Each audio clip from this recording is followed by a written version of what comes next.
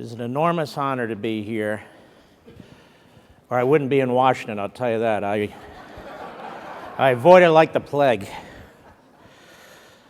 This is a wonderful organization, ALEC, which is why it's under attack. Anything that's worthwhile now in this country is under attack. You as individual representatives, you're under attack too. Too bad, so be it. It's an honor to follow Mark Meckler, who is the inspiration behind this movement. And this movement is nothing less than to restore the Republic. Now, we can beat our chests about election victories all we want. We can go on and complain about federal mandates and the EPA and all the rest. Now, what the hell are we going to do about it?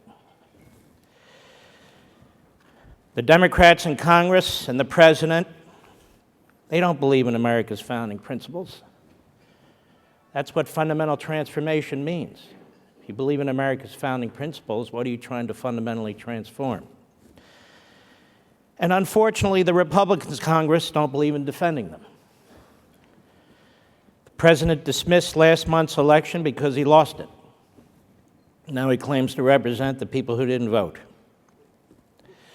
The Republicans are more fearful of a temporary government shutdown, where 17% of the government is closed and Americans are utterly unaffected by it, than the evisceration of the Constitution, the separation of powers, Article 1, their own power, power of the purse, and decisions about naturalization.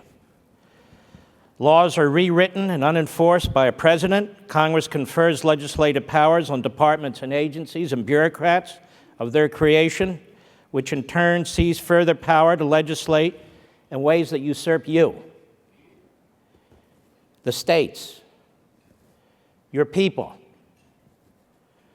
The courts have claimed the final say on any issues in which the courts want to have the final say, including virtually every so-called social issue that may arise, and any other issue it decides to take on.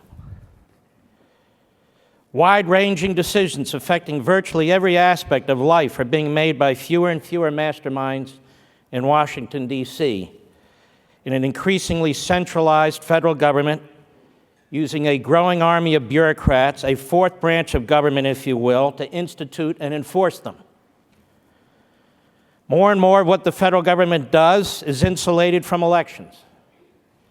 If elections are won that advance the left's agenda, then they're celebrated. If they lose the elections are denounced as temporary inconveniences, and then they turn to the unelected federal institutions to advance their agenda. In other words, the trajectory toward utopian statism, concentrated power, centralized government is never really checked or actually reversed. And the reason is, and the sad truth is, that we live largely under a post-constitutional government. This is no longer a federal republic, or a constitutional republic, or a representative republic. The federal, constitutional, and representative character of the national government have been and are being dismantled. We are mutating into something else. So those who say, I love our Constitution and I don't want to change it, and I believe they are the true guardians of the Republic, they're deluding themselves. In Washington today, we have an ongoing constitutional convention where one branch or another, or the federal bureaucracy, act far outside the limits imposed on them by the Constitution. And rather than the branches checking and balancing each other, they usually reinforce each other. And as lawless precedent is built upon lawless precedent, what remains of the Constitution's firewalls are breached. And my question to you is, where does this end?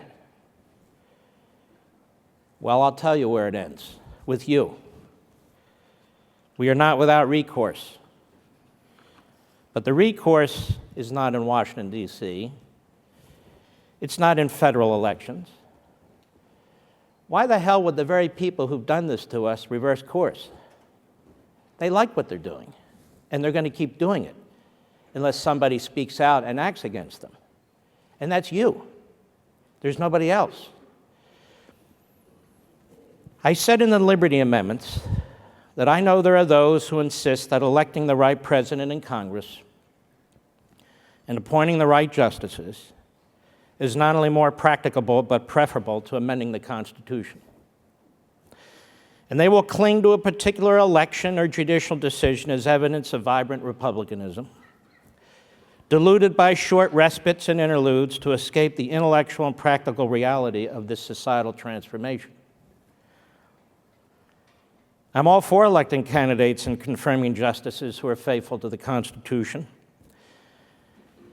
But let us acknowledge the infrequency of these occurrences and greater rarity of fidelity by these officials, once ensconced in high office, to constitutional boundaries. In fact, even if the most virtuous and resourceful among them do not, and cannot possess the aptitude and muscle to penetrate the daunting entrenchment and institutional apparatuses of the federal government. Furthermore, the increasingly and significantly cloistered operations of the federal branches, the willful concealment of deliberations, the delegation of power to elusive and unaccountable bureaucracies, and the centralization and concentration of authority are all intended to evade the Constitution, confound the citizen, and suppress self-government. This is a systemic problem that is bigger than any single federal election or administration.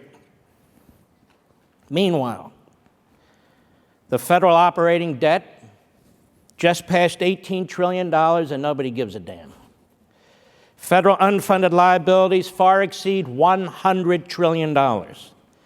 The federal bureaucracy issues thousands of regulations each year. It just issued 3,445, which will affect every one of your states, and you'll be holding subcommittee hearings and committee hearings, and you're going to be all wound up with what some jerk in the EPA decided to do to you.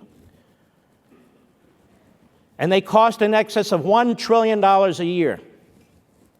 The GAO, the CBO, the Social Security, Medicare, Medicaid trustees and actuaries all tell us over and over again that what they're doing is unsustainable, meaning it will collapse our economic system and society. A total catastrophe. And nothing is being done about it. Today, the federal government is the nation's largest creditor, debtor, lender, employer, consumer, grantor, property owner, tenant, insurer, health care provider, and pension guarantor. Does that sound like limited government to you? The issue is no longer what matters the federal government is involved in, but what matters it's not involved in. And you state officials have absolutely no say and no power once the federal government claims the power to act, period. In fact, you are mostly irrelevant once the federal government decides to act. And so are we, the people. Like much of the rest of the Constitution, the 10th Amendment is mostly ignored, and federalism is essentially dead.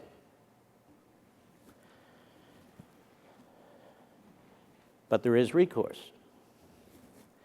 There's a way to restore the Republic, the Constitution, and the civil society. And only you and your colleagues in the state legislatures have the constitutional and lawful authority to do it. Nobody else, and nobody else will do it. Do you realize that acting together, the state legislatures have more power than the entire federal government? Do you realize that if less than 70 of you, I don't know how, there are hundreds of you here, if less than 70 of you serving as delegates, two from just 2/3 of the state legislatures, had a meeting in a room like this, sent here by your state legislatures to address specific issues of great gravity to the nation, do you realize what that would do to this country in a positive and significant way? They wouldn't be focusing on Congress or the latest judicial fiat or the president with his pen and his phone or the EPA, 70 of you, less than 70 of you, in one room, sent here by your state legislatures, not to destroy the Constitution, but to save it, would have more power than everything that surrounds this building today.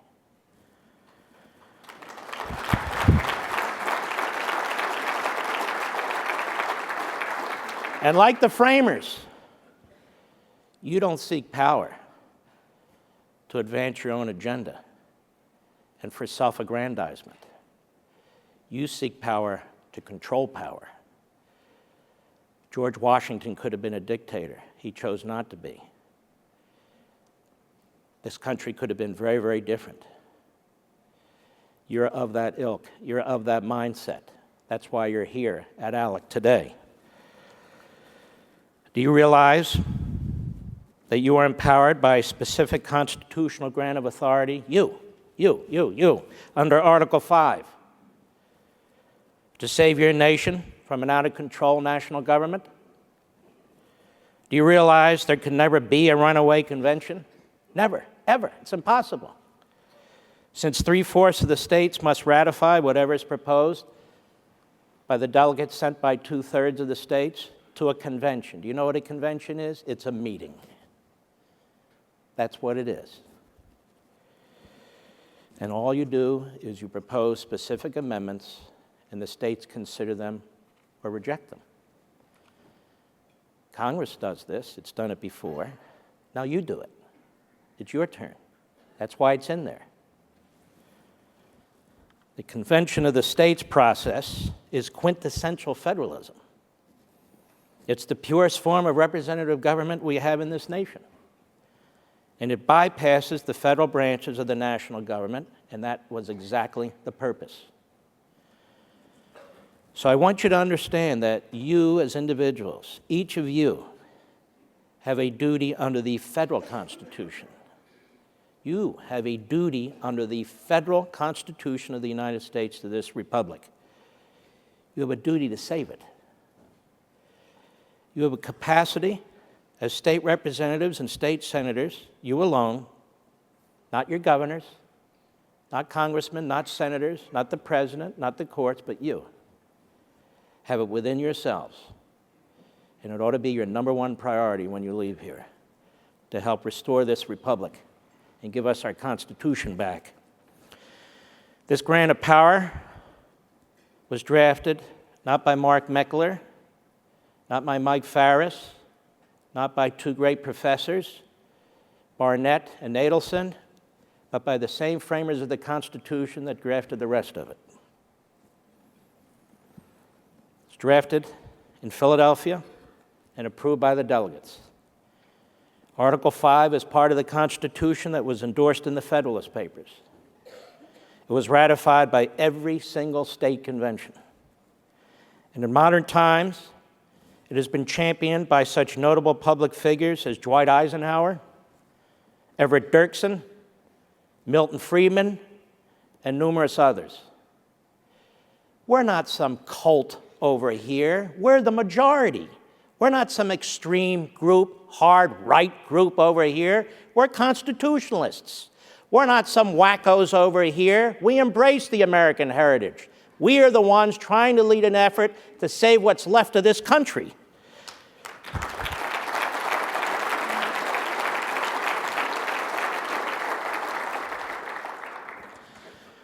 Now, I want to spend a little time, whatever time I have left, to take the toughest questions that you can muster and address some of your concerns.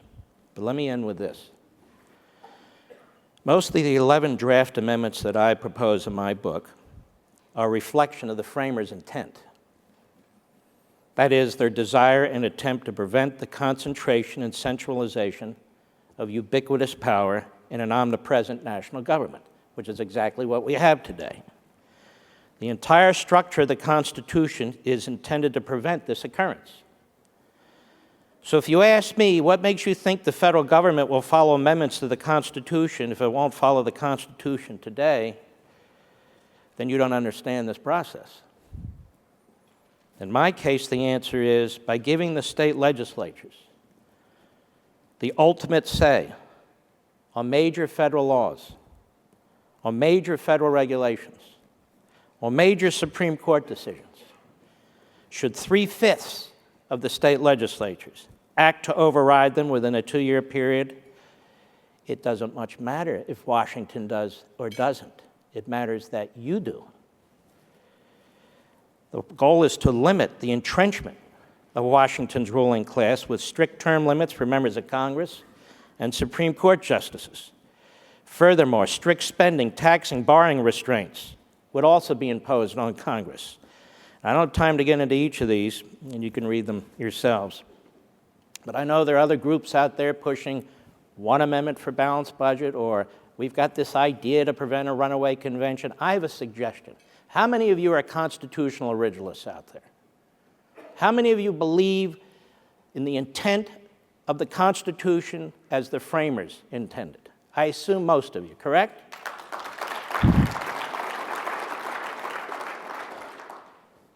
So why do we need to rewrite what they said?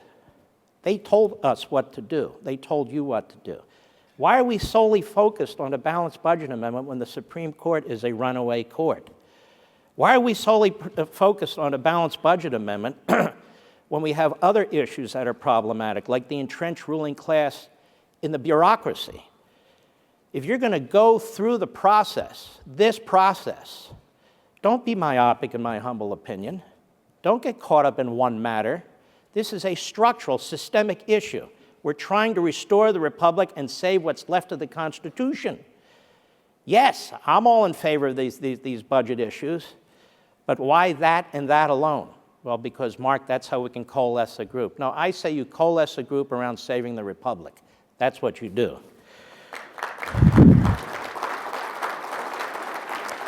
And I have wholeheartedly endorsed the Convention of States project. I served as its legal board of reference because they propose a solution that is as big as the problem. And they are promoting state applications for a convention for the purpose of limiting the scope, power, and jurisdiction of the federal government. And that's what needs to be done. And I encourage you to attend the Convention of States panel immediately after this breakfast. You're going to hear from some very brilliant people. And they also have they don't pay me, by the way. I do this because I believe in it. And that's why we're all here. And they have an excellent brochure that you can take with you. There's all kinds of people who are here, and when you leave, who will be available to assist you. But we need as many leaders as we can get to get this done. Well, we're just going to keep whining about what Washington's doing, and they're not going to stop. It's getting worse. Now, I want you to remember one last thing. I want to reiterate it. I didn't invent this language in the Constitution. I didn't invent this movement. The framers did. And I want to remind you of what Article 5 says. The Congress, wherever 2/3 of both houses shall deem it necessary, shall propose amendments to the Constitution or on the application of the legislatures of 2/3 of the several states, that's you, shall call a convention. What? To change the Constitution fundamentally? No. For proposing amendments, which in either case shall be valid to all intents and purposes as part of this Constitution when ratified by the legislatures of 3/4 of the states or by convention in 3/4 thereof, as the one or the other mode of ratification may be proposed by Congress. You have nothing to fear but inaction. This ongoing constitutional convention in Washington, D.C., they have no intention of stopping. Bluntly, neither party, none of the branches, the fourth branch, they are utterly and completely out of control. September 15th, 2 days before the end of the Constitutional Convention in Philadelphia, George Mason, the author of the Virginia Declaration of Rights, written 4 to 5 weeks before the Declaration of Independence. The words from the Virginia Declaration of Rights, borrowed from Thomas Jefferson and the others on the drafting committee, to write the Declaration of Independence. George Mason gets up at the Constitutional Convention in Philadelphia. He's troubled. He's troubled that only Congress can propose amendments to this Constitution. And he sees this as a huge defect. And according to James Madison, in his notes, he puts it this way: Colonel Mason thought the plan of amending the Constitution exceptional and dangerous, as the proposing of amendments is in both the modes to depend in the first immediately and in the second ultimately on Congress. No amendments of the proper kind would ever be obtained by the people if the government should become oppressive, as he verily believed would be the case. And he was right. Why do we ignore George Mason today? Why do we ignore the framers of the Constitution in this context? Why do we keep looking for Congress for solutions? Why do state delegates and state senators always want to be federal congressmen and federal senators, when in fact you have the power ultimately, if you'll get together with like-minded members of other legislatures, if you'll throw out the establishment Republicans and others who are stopping you from doing what you need to do. You have an enormous battle in these state capitals. You are the last line of defense of liberty. You're it. There's nowhere else to go. I'm done, and I'm happy to take any questions.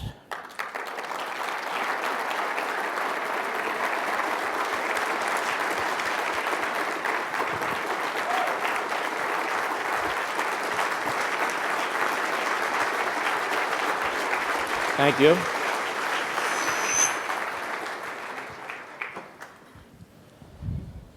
Mr. Levin. Yeah, that's Mark. Yes, sir. Thank you for what you do. You're a true patriot. My question is, with an $18 trillion debt, without the Constitutional Convention, what do you see as a timeline for the economy totally collapsing? All right, let me two things. The people who support centralized government call this process a constitutional convention. I just want to be clear. It is a convention of the states. It's important because all the fearmongers and scaremongers out there, a con-con. The only con-cons are them.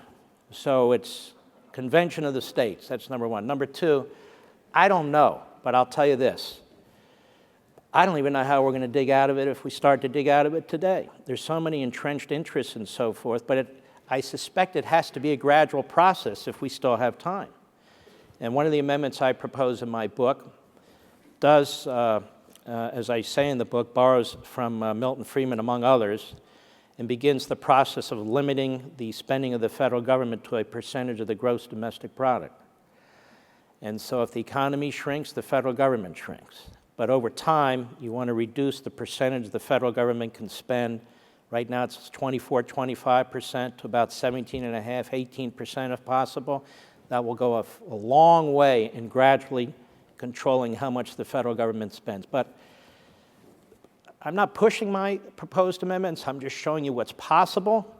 But my amendments sort of fit hand in glove. This is why I'm concerned when people say, well, let's just do this. Really? Well, how are you going to control the federal bureaucracy? Well, let's just do the balanced budget amendment. But that's $1.3 trillion. Or how are you going to control Congress? You know, Congress sits as a super legislature over you. Congress was never intended to sit as a super legislature over the state legislatures, second-guessing them on everything. This was Congress's power over here, and this is your power over here. They don't have plenary power. Nobody even asked them, under what authority are you passing this law? They don't care. Well, that's a state prerogative. They don't care. So to say we're just going to deal with a balanced budget, I think is way too narrow, and people need to focus on all of it. My argument is we need to get back to what the framers intended. Who makes these decisions? Who is going to make these decisions? And the structure of the government means everything. I'll give you another example. What if you pass a so-called balanced budget amendment and the president says, I'm not going to honor it? Like immigration. Well, screw you. Well, what are you going to do about it? well, don't use the I word, don't use the power of the purse, don't do this, don't do that. So what's the point? I'm saying you make these decisions. And you don't get to make all of these decisions. It's just that if 3/5 of you, under my proposal, the legislatures decide, you know what, this is so out of control, we need to take charge of this issue. These guys in Washington, I mean, I'm rambling a little, but let me ask you this. You're a senator. You're a United States senator. Does your United States senator consult you often, or does he consult the people in Washington more often? Right? It's not like he has a list. Let's see. Do I consult the Senate Majority Leader in Florida, or do I talk to the chairman of the National Council of La Raza? He'll take that National Council of La Raza first, and maybe get to the state senator, you know, with a 30-second phone call and stop bothering me. This is a huge problem. So you have no voice in Congress. You have no institutional voice in Congress since the 17th Amendment.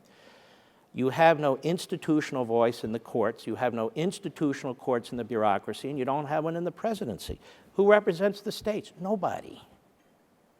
The whole system has been changed. That needs to be fixed. We need to listen to what the framers of the Constitution said, and we need to be motivated by them. There's a lot of static out there with the media, with Republican officials, with talking heads on TV. I don't know about you, you get so sick of hearing these people, they don't even know what they're talking about. They're in there, they do their talking points, and they leave the studio. You're dealing with real stuff. You're dealing with farmers and ranchers. You're small businessmen and women. Problems on the border. A court, boom, makes a decision and you're out of business. They take over the whole issue for you. Or Congress passes a law, Arizona, and the Supreme Court decides Arizona has no say on immigration within the borders of Arizona. What are you talking about?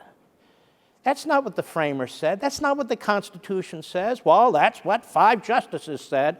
Actually, it wasn't even 5 justices. Kagan recused herself. So what power does Arizona have? 0.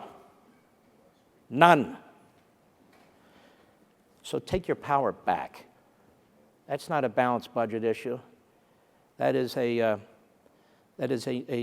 when they met in Philadelphia, they didn't just sit there and say, hey, let's talk about balanced budgets. They said, let's talk about liberty. What kind of government do we want to live under? And that's what this convention of the states is all about. I can see I'm like Obama at a press conference here, but I'll move faster. There you go. Thank you very much, Mark.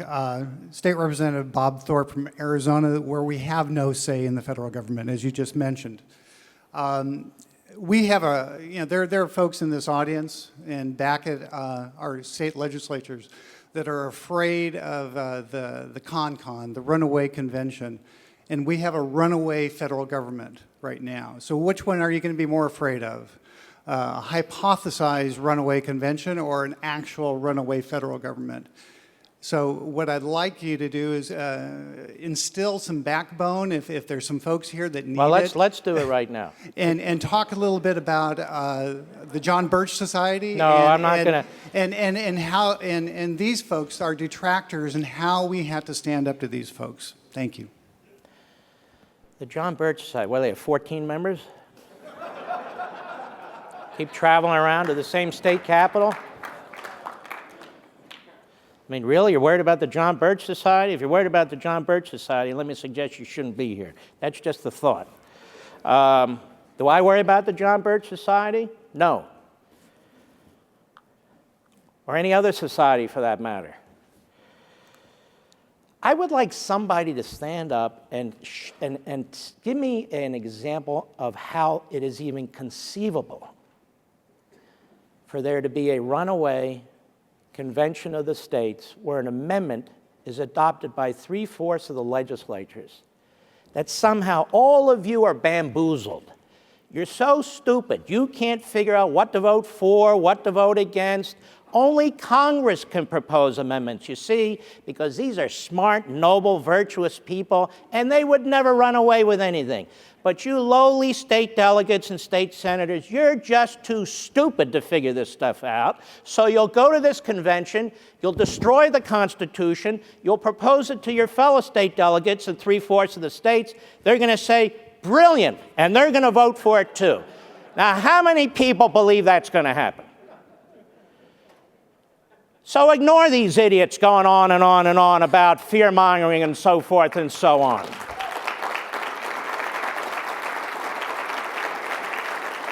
Now, let me give you another scenario. We have a president of the United States who says, hey, Congress won't act, I will. Excuse me? Congress won't act, I will. Well, what's that? Sounds like a runaway convention to me, and Congress says, oh my God, what are we going to do? What are we going to do? We can't shut down the government. It's only been done 18 times since 1976, 8 times under Ronald Reagan. But what are we going to do? Our pollsters tell us it's a disaster. We'll lose an election like the last election where we got creamed. So what are we going to do? Well, you didn't get creamed the last election. Wow, that's because Karl Rove saved us. Okay. You're the only ones that have the guts to step up. Are you going to continue playing along with these people who are leading us into a brick wall? Do we believe in what the framers said under Article 1, under Article 2, under Article 3, under Article 4? And what about that Article 5? You know, people talk about the Bill of Rights. I'm all for the Bill of Rights, but the Bill of Rights weren't even in the original Constitution. Article 5 was. That's not superfluous. That's not to be read out of the Constitution. All the branches of the federal government will ignore that part of the Constitution. Both political parties will ignore that part of the Constitution. We have one political party that is fundamentally transforming America, and we have another political party that is watching them fundamentally transform America. So it's really up to you. You're the true conservatives. You're the true constitutionalists. It's up to you to do something about this because you haven't been poisoned by this city. But I can't even conceive of a scenario in which there would be a runaway convention that would have any impact whatsoever. Moreover, you have patriots who are meeting now in advance to ensure such a ridiculous scenario never happens, talking about processes and procedures, how many delegates would be sent by the state legislatures, how the state legislatures could recall a delegate who goes off left or right or whatever, maybe a member of the John Birch Society and they didn't know about it at some point. And they can recall that person or what have you. What's being discussed is something you should participate in. When I read that this Assembly of the States is getting together and there's 110 members, I say, 110? Where the hell is everybody? Where is everybody? There should be 2,000. There should be 3,000. They should be quaking in their boots on Capitol Hill. What the hell is going on at Mount Vernon? There's 2,000 or 3,000 state representatives and state legislators meeting right now to figure out what to do to us. That alone would shake up this city.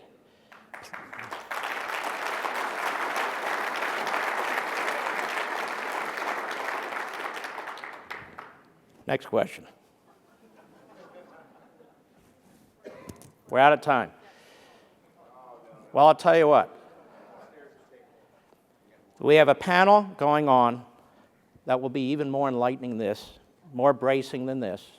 I really want you to go and participate. Everybody who's in here, you're going to have not some of the best minds, the best minds on this topic, talking to you, answering your questions.